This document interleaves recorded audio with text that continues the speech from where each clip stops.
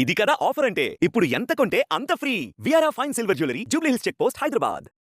నమస్కారం, welcome to Suman TV. నేను గీతాంజలి. ప్రస్తుతం మనతో పాటు ప్రముఖ ఆధ్యాత్మికవేత్త, పంచాంగకర్త బ్రహ్మశ్రీ చిలకమర్తి ప్రభాకర్ చక్రవర్తి శర్మ గురువు గారు ఉన్నారు. వారితో మాట్లాడదాం. గురుగారు నమస్కారం అండి. నమస్కారం అమ్మా. విశ్వావసునామ సంవత్సర శుభాకాంక్షలు మీకు కూడా విశ్వావసునామ సంవత్సర శుభాకాంక్షలు. సుమన్ టీవీ ప్రేక్షకులకి శ్రీ విశ్వావసునామ సంవత్సర శుభాకాంక్షలు. సంతోషం అండి, ధన్యవాదాలు. ద్వాదశ రాశుల జాతక ఫలితాలు. ఉగాది అనగానే ఉగాది పచ్చడి స్వీకరిస్తాం. దాంతో పాటుగా పంచాంగ శ్రవణం అందరూ చేసేదే. మరీ ముఖ్యంగా అందరూ తెలుసుకోవాలనేది ఈ సంవత్సరం ఎలా ఉండబోతోందా వాళ్ళ జాతకం. అందులో భాగంగా ఈ సంవత్సరం బాగా కలిసి వచ్చేటువంటి అదృష్టం ఏ రాశుల వారికి ఉంది, అంతే ఇంకా బూరెల బుట్టలో వీళ్ళు పడ్డారు అనేవాళ్ళు ఎవరైనా ఉన్నారా? అది ఏ రాశుల వారు తెలియచేయండి. ముందుగా సుమన్ టీవీ ప్రేక్షకులకు ఉగాది శుభాకాంక్షలు తెలియజేస్తూ, ఉగాది రోజు మనం చేయవలసిన ఆచరించవలసిన ముఖ్య నియమాల్లో ఒక 5 ఉన్నాయి. అందులో ఉగాది రోజు తైలాభ్యంగన తలస్నానం ఆచరించడం. ఈ రోజు ఎట్టి పరిస్థితుల్లోనూ సూర్యోదయానికి పూర్వమే లేవడం, నువ్వుల నూనెతో మర్దన చేసుకుని తలస్నానాన్ని ఆచరించడం, కొత్త బట్టలు కట్టుకోవడం, ఇంటిని మామిడి తోరణాలతో అలంకరించుకుని శుభ్రంగా ఉంచుకోవడం, ఈరోజు మీ ఇంటి ఇలవేలుపుని పూజించడం. ఒకరికి వెంకటేశ్వర స్వామి, ఒకరికి అమ్మవారు ఎవరైతే. అలాగే ఈరోజు ఉగాది పచ్చడిని భగవంతుడికి నివేదన చేసి అది తినడం, అందరికీ పంచిపెట్టడం. ఇంకా 6వది ముఖ్యమైనది పంచాంగ శ్రవణం. ఏదైతే మీరు అడిగినటువంటి పంచాంగ శ్రవణంలో ఈ సంవత్సరం మనకి ఏ రాశులకి అద్భుతంగా ఉన్నాయంటే, ప్రతి సంవత్సరం కొన్ని రాశులకి అద్భుతంగా ఉంటాయి. అయితే ఈ సంవత్సరం శ్రీ విశ్వావసునామ సంవత్సరంలో వృషభ రాశికి, కన్యా రాశికి, తులా రాశికి ఈ సంవత్సరం అద్భుతంగా ఉండబోతుంది. ఈ 3 రాశులకి పట్టింది బంగారం అన్నట్టు ఈ 3 రాశులకి చాలా అద్భుతమైన ఫలితాలు. ఎందుకంటే వృషభ రాశికి శని లాభస్థానంలో, గురుడు ధనస్థానంలో ఉండడం, రాహుకేతువులు ఇతర గ్రహాలు అనుకూలంగా ఉండడం, ఇంకా కన్యా రాశికి కూడా కళత్రంలో శని, రాహుకేతువులు పూర్తి అనుకూలం. ఇదే కాకుండా కన్యా రాశి వారికి దశమ స్థానంలో బృహస్పతి అనుకూలంగా ఉండడం చేత వారికి, ఇంకా తులారాశి వచ్చేటప్పటికి తులారాశి వారికి కూడా భాగ్యంలో గురుడు పూర్తి అనుకూలం, 6వ స్థానంలో శని అనుకూలం.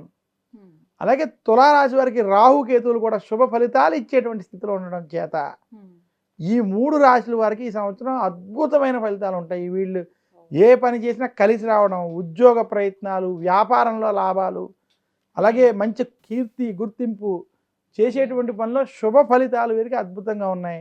వీరు ఇన్వెస్ట్మెంట్ వంటివి చేసినా, ఇంట్లో శుభకార్యాల వంటివి ప్రయత్నం చేసినా వీరికి చాలా మంచి ఫలితాలు ఈ సంవత్సరం కనపడబోతున్నాయి. ఈ 3 రాశుల వారికి బాగుందండి. ప్రత్యేకించి ఈ రంగంలో వారికి బాగుంటుందని ఉందా అండి? లేదు, ఈ 3 రాశుల వారికి ఏ రంగంలో ఉన్నా కలిసి వస్తుంది. అన్ని రంగాల్లో ఉన్నటువంటి వారికి ఈ 3 రాశుల్లో అద్భుతంగా ఫలితాలు ఉండబోతున్నాయి. అంటే ఏ రాశులకి బాగున్నా వారికి సమస్యలు ఉంటాయి, బాగోలేని రాశుల వారికి మంచి రోజులు ఉంటాయి. కానీ వీరికి సమస్యలు ఉన్నా ఈ సంవత్సరం తెలియవు, వారు ముందుకు వెళ్ళిపోతూ ఉంటారు, అన్నిట్లోనూ విజయాన్ని పొందుతారు.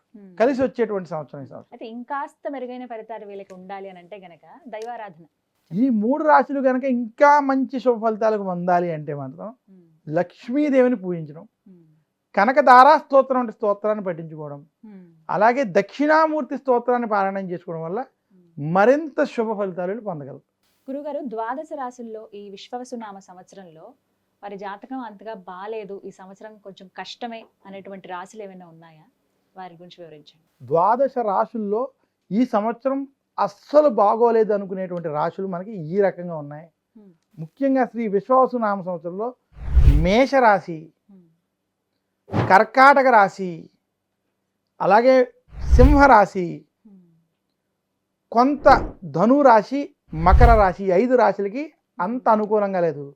ముఖ్యంగా మొదటి 3 రాశులైనటువంటి మేషరాశి, కర్కాటక, సింహరాశులకి, మేషరాశి వారికి ఈ సంవత్సరం ఏలినాటి శని ప్రారంభం.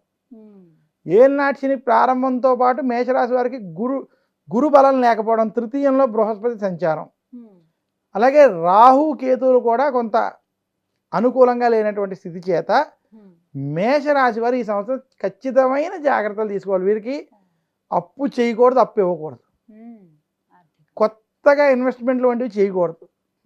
ఎదుటి వారితో మాట్లాడేటప్పుడు జాగ్రత్తగా ఉండాలి. అన్ని విషయాల్లో జాగ్రత్తలు వహించాలి మేషరాశి వారు. ఇంకా కర్కాటక రాశి వారికి అష్టమ శని పూర్తి అయిపోయింది. అయినా వ్యయస్థానంలో గురు బలం లేకపోవడం. అలాగే కర్కాటక రాశి వారికి వాక్ స్థానంలో కేతు, అష్టమ స్థానంలో రాహు. ఈ గ్రహస్థితి వల్ల కర్కాటక రాశి వారు కోపావేశాలు తగ్గించుకోవాలి. ఎదుటి వారితో మాట్లాడేటప్పుడు ఆచితూచి వ్యవహరించాలి. ఆవేశపూరిత నిర్ణయాలు మాత్రం పనికిరావు కర్కాటక రాశి వారికి. ఖర్చులు కూడా నియంత్రించుకోవాల్సినటువంటి స్థితి ఈ రాశి వారికి కనబడుతుంది. అలాగే సింహరాశి వారికి జన్మ రాహు కలత్రంలో కేతు. రాహు కేతువుల సమస్య. అలాగే అష్టమ శని ప్రారంభం. వీరికి కోర్టు వ్యవహారాలు, కుటుంబ విషయాల్లో గొడవలు, తగాదాలు ఈ సంవత్సరం ఇబ్బంది పెట్టచ్చు. సింహరాశి వారు ప్రతి పనిలో జాగ్రత్తలు మాత్రం ఈ సంవత్సరం ఖచ్చితంగా పాటించాలి. అష్టమ శని వల్ల హెల్త్, ఆరోగ్యం చాలా జాగ్రత్తగా చూసుకోవాలి. టెన్షన్లు, బీపీ వంటి సమస్యలు, ఆరోగ్యంలో కొంచెం హైపర్ టెన్షన్ వంటి కొంచెం ఇబ్బందులు మాత్రం వీళ్ళకి ఇబ్బంది పెట్టచ్చు. సింహరాశి వారు కనుక ఆరోగ్య విషయాల్లో, కుటుంబ విషయాల్లో కనుక జాగ్రత్త వహిస్తే ఈ సంవత్సరం కొంచెం ఇబ్బంది లేకుండా ఉంటే ఈ విషయాల్లో కొంత వాళ్ళకి ఇబ్బంది పెట్టచ్చు. ఇంకా సింహరాశి అయిన తర్వాత మనకి ఈ సంవత్సరం కొంత మకర రాశి, మనం ధనురాశి, మకర రాశి కూడా, అంటే మకర రాశి సంగతి చూసుకున్నట్లయితే మకర రాశికి ఏలినాటి శని వదిలిపోయింది ఈ సంవత్సరం. చాలామంది మాకు ఏలినాటి శని అయిపోయింది బాగుంటుంది అని అనుకునేటువంటి స్థితిలో ఉన్నప్పటికీ మకర రాశికి వాక్ స్థానంలో రాహు, అష్టమ కేతు, శత్రు స్థానంలో బృహస్పతి. అంటే గురుడు శత్రువుల స్థానంలో ఉన్నాడు. అంటే శత్రు వర్గాల వల్ల ఇబ్బంది కలగడం. వాక్ స్థానంలో రాహు ఉండడం వల్ల మీరు ఎంత శాంతంగా ఉన్నారని చూసినా ఏదో ఒక గొడవ, మీకు సంబంధం లేని విషయాల్లో కూడా గొడవ పడాల్సి రావడం. మకర రాశి వారు ఎదుటి వారితో ఈ సంవత్సరం మాట్లాడేటప్పుడు ఆచితూచి వ్యవహరించాలి, చాలా జాగ్రత్తగా వ్యవహరించాలి. లేదంటే అనవసరమైన గొడవలు, చికాకుల వల్ల ఇబ్బంది కలిగేటువంటి స్థితి ఉన్నది. అలాగే ఈ రాశుల వారికి కొంచెం ఈ సంవత్సరం అంత అనుకూలంగా లేదు. ఇంకా ధను రాశికి వచ్చేటప్పటికి ఈ సంవత్సరం అర్ధాష్టమ శని వీళ్ళకున్నది. అర్ధాష్టమ శని ప్రభావం చేత ధను రాశి వారు కూడా ఈ సంవత్సరం కొంత అనుకూలంగా లేదు. అయితే ఇందాక చెప్పుకున్నటువంటి మేషం, కర్కాటకం, సింహం, మకరంతో పోల్చుకుంటే కొంచెం వీరికి ఇబ్బంది లేకుండా పరిస్థితి ఉన్నది. అయితే చాలామంది అనుకోవచ్చు, మరి కుంభరాశి, మీనరాశి ఏలినాటి శనిలో ఉన్నారు కదా, వారెందుకు లేరు అంటే కుంభరాశి, మీనరాశికి మాత్రం ఈ సంవత్సరం ఏలినాటి శనిలో ఉన్న కలిసి వస్తుంది. వీరికి మాత్రం ఇబ్బంది. ఎందుకంటే కుంభరాశికి గురుబలం ఉండడం, మీనరాశికి గురుబలం ఉండడం, చతుర్థంలో, పంచమంలో ఒక్కొక్క రాశికి గురుబలాలు ఉన్నాయి. అయితే ఇది కాకుండా కుంభరాశికి గురుబలంతో పాటు మిగతా గ్రహాల స్థితులు కొంచెం అనుకూలంగా ఉండడం చేత వీటికి కొంచెం పై స్థానమే ఉంది. అయితే కుంభరాశి కూడా జన్మ రాహు, కళత్రకేతు వల్ల కొంచెం గొడవలు ఇలాంటివి మాత్రం ఇబ్బంది పెడతాయి. మిగతా రాశులకి మధ్యస్థ ఫలితాలు మాత్రం ఉన్నాయి, మిగిలిన వదిలేసినటువంటి వాటి. గురుగారు, మరి ఇంతకుముందు బాగా లేనివి చెప్పారు 5 రాశులు: మేషం, సింహం, కర్కాటకం, మకరం, ధనస్సు. వీరు ఎటువంటి పరిహారాలు చేసుకోవాలండి? అంటే వీరు ముఖ్యంగా ఎవరికైతే పరిస్థితి బాగోలేదో, ముఖ్యంగా శని ప్రభావం వల్ల కావచ్చు, గురుని ప్రభావం వల్ల ఈ యొక్క పరిస్థితులు వీళ్ళకి బాగోలేదు. అందువల్ల వీరు చేయవలసినటువంటి పని ఏంటంటే నిత్యము గురు దక్షిణామూర్తి స్తోత్రాన్ని పారాయణం చేసుకోండి. మందపల్లి, తిరునల్లార్ లేదా శని సింగాపూర్ వంటి శని క్షేత్రాలైనా కుదిరితే దర్శించుకోండి. లేదా నవగ్రహ పీడాహార స్తోత్రాన్ని, దశరథ ప్రోక్త శని స్తోత్రాన్ని పఠించుకోవాలి. దీనితో పాటు ఎవరికైతే రాహుకేతు సమస్యలు వాక్స్థానంలో ఉన్నాయో అటువంటి వారు దుర్గాదేవిని, సుబ్రహ్మణ్యుని కనుక పూజించినట్లయితే మరింత శుభ ఫలితాలు మీరు పొందగలరు. గురుగారు, మరి ఏలినాటి శని ప్రభావం కుంభరాశి అలాగే మీనరాశి వారికి ఉంది కదా, వారికి ఎటువంటి ఫలితాలు ఉండబోతున్నాయి ఈ సంవత్సరం? కుంభరాశి, మీనరాశి, మేషరాశి 3 రాశులు కూడా ఏలినాటి శని ప్రభావంలో ఉన్నాయి. అందువల్ల ఈ ముగ్గురు కూడా ఏలినాటి శని ప్రభావం నుంచి తప్పించుకోవడానికి, ముఖ్యంగా వీరికి ఏలినాటి శని వల్ల కుంభరాశికి అయితే ధనపరంగా సమస్యలు, వృత్తి ఉద్యోగ వ్యాపారంలో సమస్యలు అధికంగా ఉంటాయి. మేషరాశికి కూడా ధనపరంగా సమస్యలు అధికంగా ఉంటాయి. ఇంకా మీనరాశికి జన్మ శని పరంగా, ఆరోగ్యపరంగా కొంత సమస్యలు ఉంటాయి.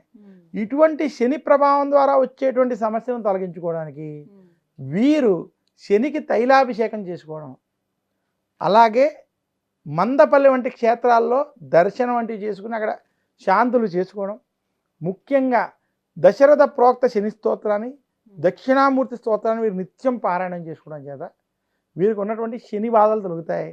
అలాగే నలుడు యొక్క నల దమయంతుల కథ వంటివి చదువుకోవడం, ఆంజనేయ స్వామిని పూజించుకోవడం, వెంకటేశ్వర స్వామిని పూజించడం చేత మరింత శుభ ఫలితాలు వీరికి కలుగుతాయి.